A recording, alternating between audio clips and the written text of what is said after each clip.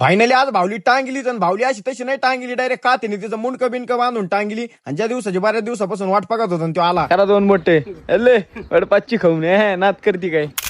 तर जय श्रीराम भावांनो, मी विके ब्लॉगर स्वागत आहे तुमचं आपल्या एका नवीन ब्लॉग मध्ये. सकाळी आवरून बिवरून साईटवर निघलो होतो, ते विषय तुम्हाला माहिती आहे. आल्या भोगाशी असावे साधारण. त्याच्यातला दुसरा विषय म्हणजे झालो नाही भरती म्हणून जावात लहान साईटवरती. हा विषयच नाही भाई, आता जिंदगीत एवढंच आहे. उठायचं आवरून साईटवर निघायचं, घरी येऊन गपचूप झोपायचं. साईटवर गेलो कॉलम बांधायला घेतले होते, रिंगा जुळीत होता. आता ते म्हणतात ना देव मानात पाहिजेत. खरं तर आज सोमवार होता, महादेवाला गेलो नव्हतं, पण तिथंच मला महादेवांचं दर्शन झालं होतं. आता देव मानात पाहिजेत. खरं तर उलटी भावली सापडली होती, माऊली भावली अशी लटकीली ना डायरेक्ट का तिने तिला फाशी दिली. डायरेक्ट विषय पंपत करून टाकला होता. आता म्हणलं भावली तर टांगली, पण आपले सूत्र नाही फेरले, त्या भावलीला हात लावले, मग बरोबर होईल. आता हे वातावरण कुठं नाही तेवढं तुम्ही मला कमेंट मध्ये सांगा. येत पाहून तुम्हाला वाटलं असं सचिवाडीतला विषय सचिवाडीतला नाही विषय, मंदिर पाहून सांगा तुम्ही. आता साईट कोणत्या गावात चालू आहे नाही का, तुम्ही आज कमेंट करा.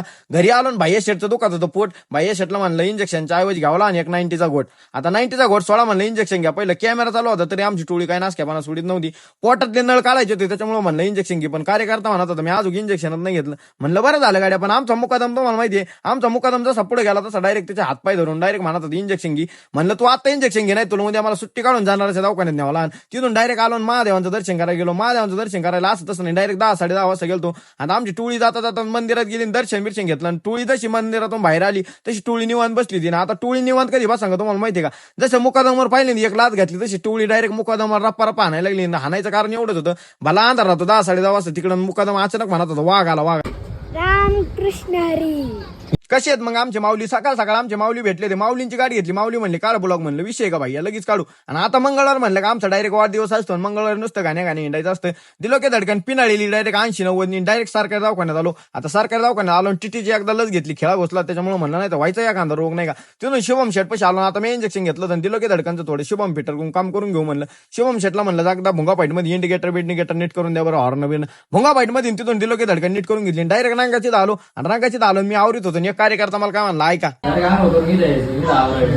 रंगाच्या दुकानात जाऊन मी भांग पाडीत होतो. संदेश शेठ खाली कटिंग करता करता म्हणत होता घरी आंघोळ करायची, डायरेक्ट रंगाची आवरायला यायचं. म्हणलं आई ते 2-3 एकर जेवढी इकावला ना मग बरोबर होईल. घरी येऊन डायरेक्ट चेतक बाहेर काढला ना. आता आपला विषय तुम्हाला सकाळी नाही म्हणलं का, मंगळवार म्हणलं का आपला वाढदिवस असतो. हाय तसा चष्मा घालून चेतकवर हिंडत होतो. घरी आलो डायरेक्ट बॅग उचलली ना. आता बॅग पाहून तुम्हाला प्रश्न पडला असं, चालला काय कुठं चाललोय वारीला काय, आता कटाळलोय नाही का. करा दोन मोठे पाचची खाऊन नात करती काय. फायनली आज पप्पांनी 2 बोटं केले, डायरेक्ट विषय टॉपचा करून टाकला. पप्पांनी ते गेले पंढरपूरला भोंगा फाईट मध्ये माऊला घेऊन. मग काय विक्या ब्लॉगर डायरेक्ट आवरून बिवरून रील काढायला आलतो. रील बिल काढत होता, आमच्या गावातले कार्यकर्ते आले काय, मग विषय डायरेक्ट टॉपचा करून टाकला 2 बोटाचा. आणि मग काय विषय का करायला काय ना आज परत.